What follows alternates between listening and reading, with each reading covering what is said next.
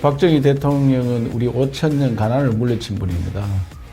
그야말로 우리 역사상 가장 좋은 일을 우리 국민들한테 배고픔을 이기다 하는 것보다 그보다 더 큰 일은 없습니다.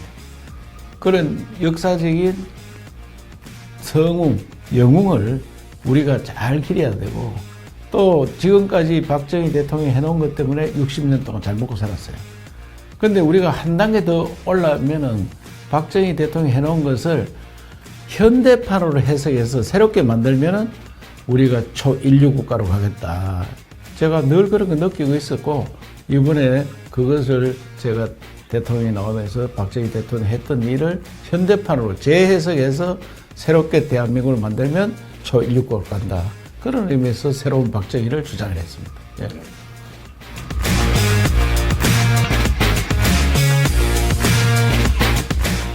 트럼프 대통령은 자기가 쓴 거래와 기술이라는 책이 있습니다. 그거 보면은 언제든지 거래를 해야 된다.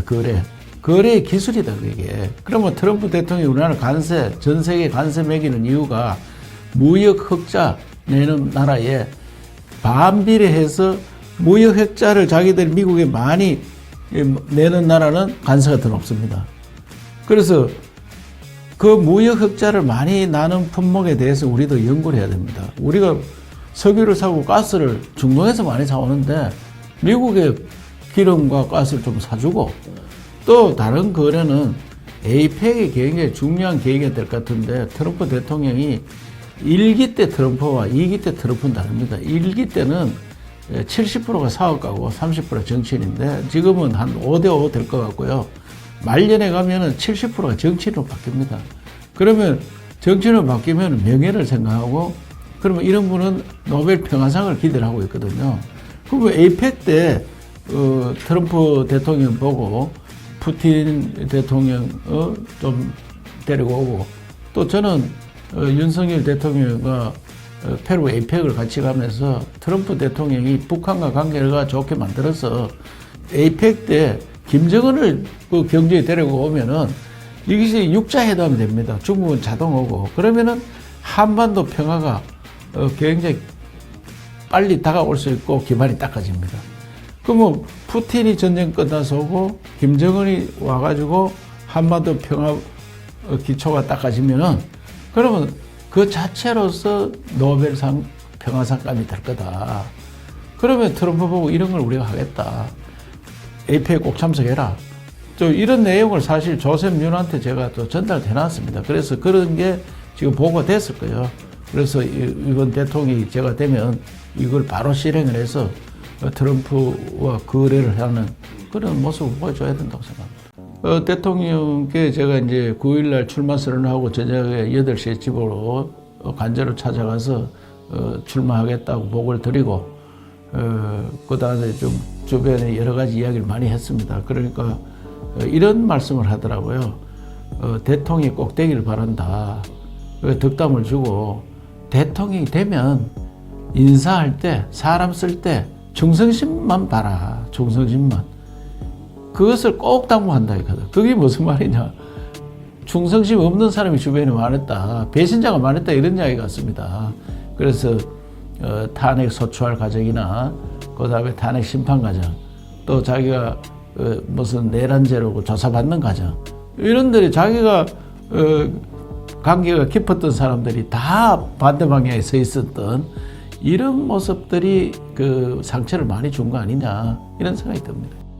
박정희 대통령도 초등학교 선생님 하셨고 저도 중학교 선생님을 했습니다. 그래서 선생님은 늘 국민을 이끌어 간다. 어떻게 하면 국민들을 좀 잘 대우해 줄까. 이런 건 마음이 다를 거예요, 아무래도.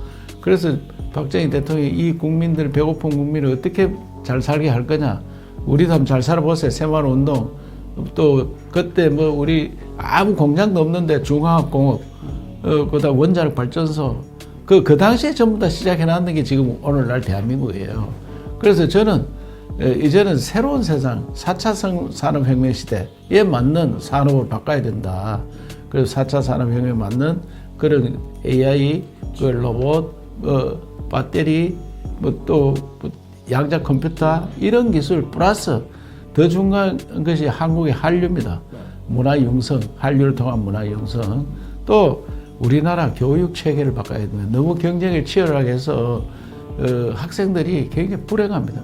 또 그러다 보니까 경쟁 치열한 속에 살다 보니 나이가 들어도 결혼도 못해요. 저출산 문제 해결하는 거는 그 경쟁에서 벗어나서 그 창조적인 교육이 돼야 됩니다. 그래서 저는 저출산 문제 이런 것들 해결하기 위해서는 행복한 국민 시대를 열어야 된다.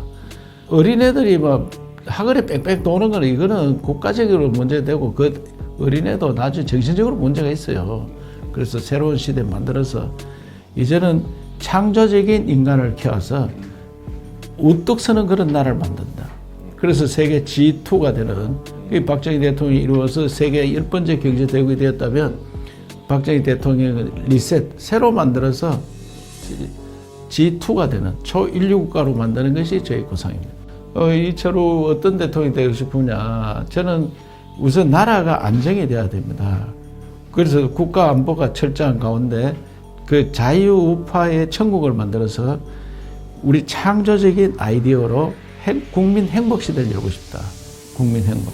대한민국 국민이 정말 행복하구나. 국민 행복 시대를 열어야 돼.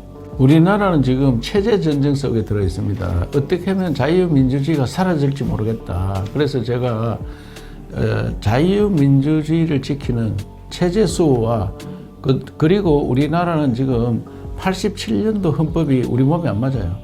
그래서 이 헌법 체계를 바꾸는 체제 교체, 체제를 교체해서 새로운 시대를 만드는 이런 것들을 해야 됩니다. 그래서 저는 이번 대선은 체제 교체와 그 다음에 체제 수호 또 그런 걸 위해서는 정권 수호를 해야 된다. 이렇게 생각합니다.